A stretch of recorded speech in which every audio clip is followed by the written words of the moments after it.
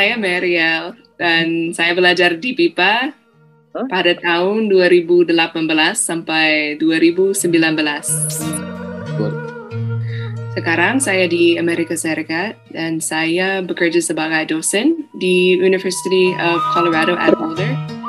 Ya, sebenarnya kalau mau belajar bahasa, seharusnya ke Indonesia karena ada lebih dari 700 bahasa di Indonesia. Jadi di setiap pulau ada bahasa yang berbeda. Dan waktu saya tinggal di Indonesia pertama kali, saya terpesona dengan kebanyakan bahasa di Indonesia. Dan saya selalu ingat bahasa-bahasa yang ada di sini. Selain itu, budaya juga berbeda banget di sini. Jadi bukan di sini karena saya di Amerika, tapi di situ. Di sini, di Indonesia ya? Iya. Oke. Jadi waktu saya kembali lagi ke Indonesia, saya senang untuk mulai lagi belajar bahasa Indonesia dan bisa meneliti bahasa-bahasa lain di Indonesia. Saya meneliti 4 bahasa di Indonesia, termasuk bahasa Indonesia. Jadi yang lain bahasa Sabu yang digunakan di NTT, bahasa Enggano di pulau kecil dekat Sumatera Selatan, dan bahasa Sunda.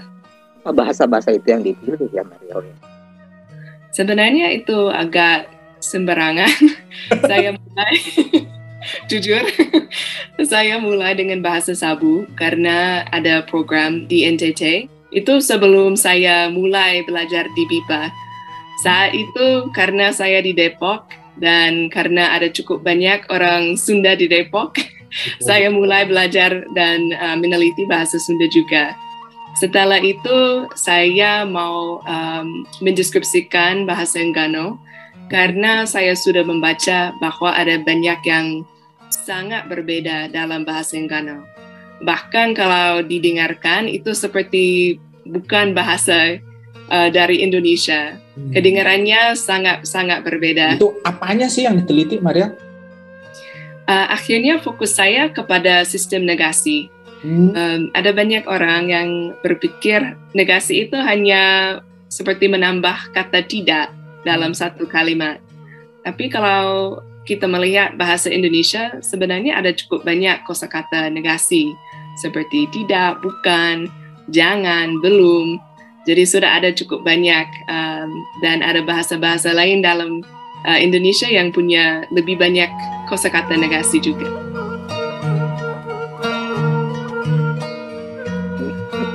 Iya, kalau bekerja sebagai peneliti di Indonesia pasti ada pengalaman yang unik dan lucu. Saya di NTT ada cara yang unik sekali. Kalau bertemu dengan seseorang untuk pertama kali atau sudah bertemu, harus menyentuh hidung Anda kepada hidung orang lain. Jadi itu sangat berbeda dibandingkan tempat-tempat lain.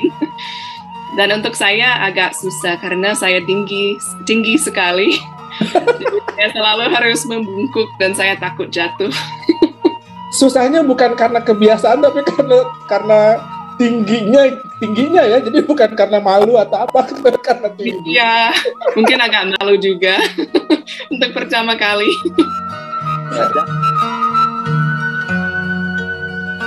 Hal yang menarik dengan bahasa Sunda, dengan bahasa Jawa juga sebenarnya ada cukup banyak kosakata untuk kosakata negasi seperti tidak tahu, tidak mau, tidak akan. Jadi dalam bahasa Sunda ada mual, ada alim, ada duka dalam situasi yang sangat sopan.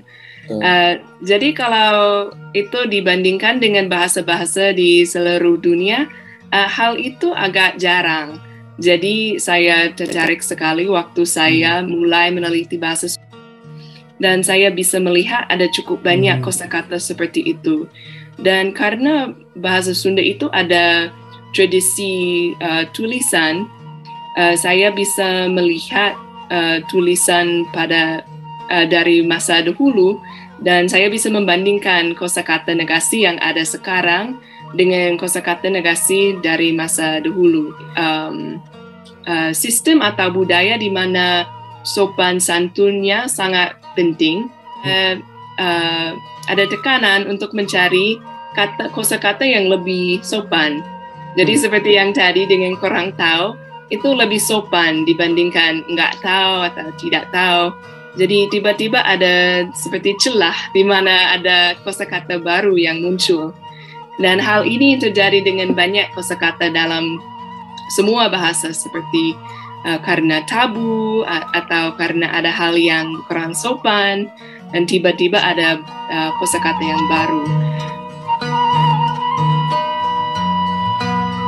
Selain itu, saya tertarik dengan struktur dan sintaks negasi. Contohnya, dalam banyak bahasa di Indonesia ada perbedaan di antara bukan dan tidak. Ini juga sangat unik dibandingkan bahasa-bahasa lain di dunia. Bukan itu muncul sebelum kata benda dan tidak muncul sebelum kata kerja atau kata sifat.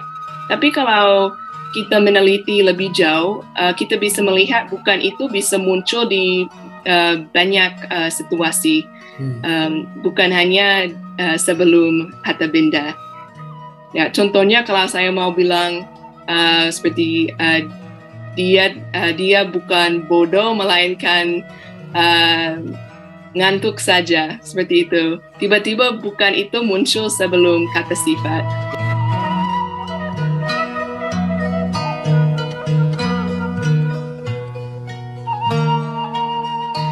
Ya, mungkin waktu itu saya suka membaca buku dalam bahasa Indonesia dan saya penggemar Harry Potter. Jadi waktu itu saya membaca Harry Potter semuanya dalam bahasa Indonesia karena saya sudah tahu alur ceritanya. Jadi kalau saya membaca, saya bisa juga membaca tata bahasanya. Karena walaupun tidak belajar secara langsung, itu seperti mengerti karena sering melihat struktur yang sama.